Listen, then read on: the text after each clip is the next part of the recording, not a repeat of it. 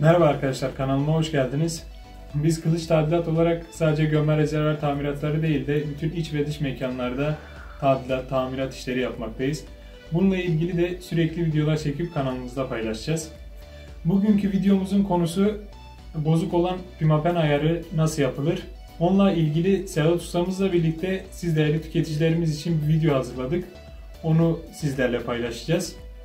Lafı fazla uzatmadan videomuza geçelim. Evet arkadaşlar, bugün çift açılıp ayarlamasını göstereceğim size. Şu andaki penceremiz gördüğünüz gibi açarken altı takılıyor. Bunun çok basit bir ayarı vardır. Öncelikle bakıyoruz. Geliyoruz, altını sürttüğü için şu kapağı çıkartıyoruz. Burada alyan ayarı vardır.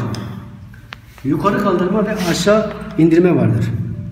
Sıktığın zaman yukarı kaldırıyor, gevşettiğin zaman kanadı aşağı indiriyor. Aynı şekilde sağa sola da ayarlayabiliriz. Şuradaki alyanı taktığımız zaman sağa çevirdiğimiz zaman geri alıyor, sola çevirdiğimiz zaman ileri çekiyor kanadı. O yüzden çok basit bir alyan ayarıyla kanadımızı ayarlayabiliriz. Şu anda gördüğünüz gibi kanat açılırken altta takılıyor. Şimdi bunun ayarlamasını yapacağız.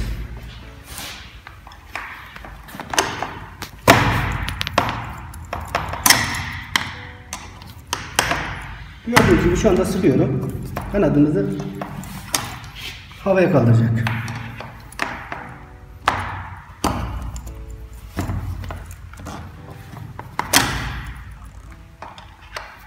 Tabii bunu daha önce de ayarlamışlar herhalde. Alyanı biraz yalama yapmışlar.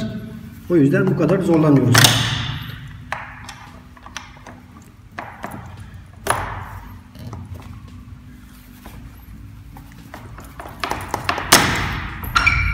Gördüğünüz gibi şu anda daha az tutma oldu. Biraz da kaldırdık mı kanadımız tamamen çarpmayacak.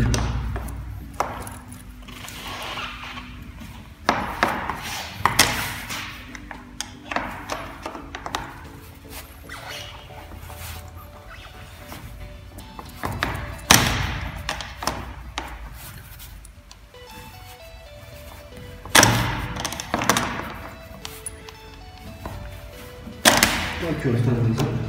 Evet, gördüğünüz gibi şu anda çarpmıyor. Kanat şu anda çalışıyor. Rahatlıkla açıp kapatabiliriz.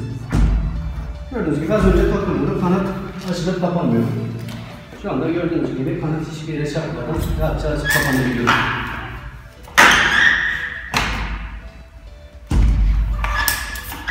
Hani bazen cıvıltı sesleri geliyor. O da yağsızlıktan.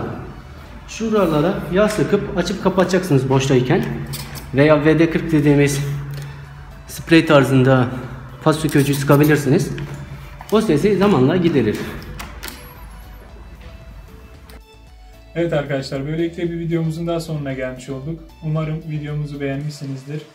Faydalı olmuştur. Size daha çok videoların ulaşabilmesi için videolarımızı beğenip kanalımıza abone olmayı unutmayın. Bir sonraki videoda görüşmek üzere, hoşça kalın.